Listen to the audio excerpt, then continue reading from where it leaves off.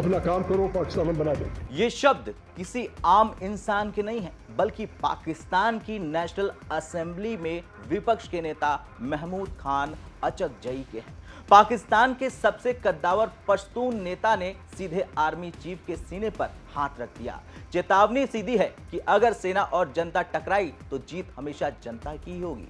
अचकजई ने बलूचों और पश्तूनों को ललकारते हुए कह दिया कि उनकी जमीन के संसाधनों पर पहला हक उन्हीं का है, न कि रावलपिंडी में बैठे जनरलों का है। आज भारत तक पर देखिए कैसे पाकिस्तान के भीतर एक बड़ा जिरगा सेना की सत्ता को उखाड़ फेंकने की तैयारी कर रहा है। महमूद खान अचकजई ने जिस जिरगा की बात की वो पाकिस्तान के आदिवासी और कबायली इलाकों में सत्ता का सबसे बड़ा केंद्र माना जाता है।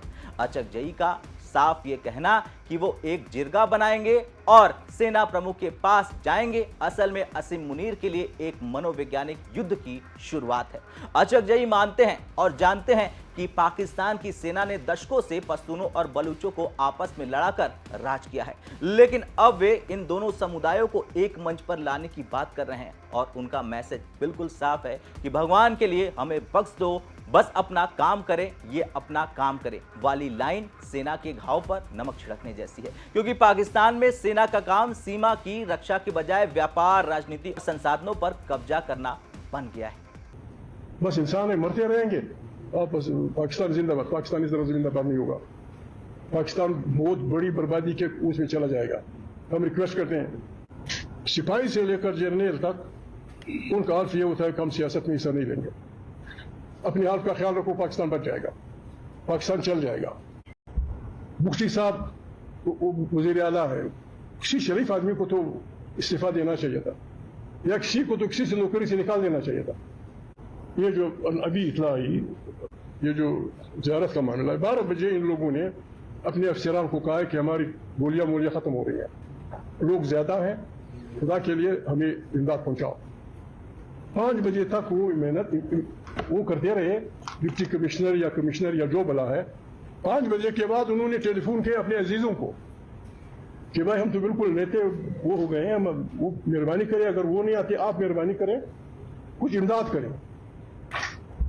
मुफ्ती साहब वज़ीर आला है, किसी शरीफ आदमी को तो इस्तीफा देना चाहिए था, या किसी को तो किसी से नौकरी से निकाल देना चाहिए था। पश्तूनों से ये कर दें कि अल्लाह पाक ने जो अपने वतन में दिया है, इस पे पहला कानूनी अनीनियत आपके बच्चे रहोगा। अब खबर का सबसे बड़ा एंगल है संसाधन। अचकजई ने वो सच बोल दिया जिसे पाकिस्तान के मुख्य धारा के नेता बोलने से कतराते हैं, डरते हैं। उन्होंने पश्तूनों और बलोचों से साफ कहा कि भगवान ने आपको जो संसाधन दिए हैं उन पर पहला हक सिर्फ और सिर्फ आपका है। आज बलूचिस्तान से सोना, तांबा और गैस निकाली जा रही है, लेकिन वहां के युवाओं के पास न नौकरी है और न ही बिजली है। खैबर पख्तूनख्वा के खनिज संसाधनों पर सेना के बड़े बड़े विंग जैसे कि FWO का कब्जा है। अचकजई कह रहे हैं कि जब तक ये लूट बंद नहीं होगी तब तक पाकिस्तान में तनाव खत्म नहीं होने वाला है। ये सीधे तौर पर पाकिस्तानी सेना के आर्थिक साम्राज्य, जिसे अक्सर मिलीबस कहा जाता है, उसको एक खुली चेतावनी है। अचकजई की चेतावनी का सबसे घातक हिस्सा वो है जहां वो कहते हैं कि सेना और जनता के बीच किसी भी टकराव में हमेशा जनता ही जीतती है। ये पाकिस्तान की सेना के सबसे बड़े डर को कुरेदना है। इतिहास गवाह है कि जब 1971 में पूर्वी पाकिस्तान यानी जो अब बांग्लादेश बन चुका है, उसकी जनता सेना के खिलाफ खड़ी हुई थी तो दुनिया के नक्शे से पाकिस्तान का एक हिस्सा गायब हो गया था। आज बलूचिस्तान में भी वही हालात है। पीटीएम और बलूच प्रदर्शनकारी सड़कों पर है। अचकजई का हम इसे संभाल लेंगे कहना एक तरह का अल्टीमेटम है कि अगर सेना ने दखल अंदाजी बंद नहीं की तो जनता खुद अपना फैसला ले लेगी। वे सेना को बता रहे हैं कि बंदूकों के दम पर आप डर तो पैदा कर सकते हैं, लेकिन वफादारी नहीं खरीद सकते हैं। अब गेंद असीम मुनीर के पाले में है। अचकजई कोई छोटे मोटे नेता नहीं है, वे पाकिस्तान के विपक्ष की आवाज हैं। उनके पीछे लाखों पश्तूनों का समर्थन है। अगर सेना अचकजई के खिलाफ कोई एक्शन लेती है तो पूरे खैबर पख्तूनख्वा में आग लग सकती है, और अगर सेना चुप रहती है तो उनकी हनक खत्म हो जाएगी। संसाधनों की ये जंग अब सिर्फ बयानों तक सीमित नहीं है, ये पाकिस्तान के अस्तित्व की लड़ाई बन गई है। बलूचों और पश्तूनों का बढ़ता गठबंधन रावलपिंडी के लिए सबसे बड़ा नाइटमेयर यानी बुरा सपना साबित होने वाला है। खैर, कुल मिलाकर महमूद खान अचकजई की ये ललकार क्या पाकिस्तान को गृह युद्ध की ओर धकेल देगी?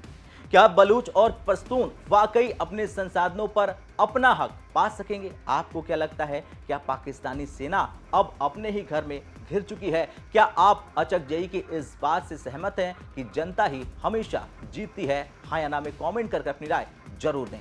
जय हिंद।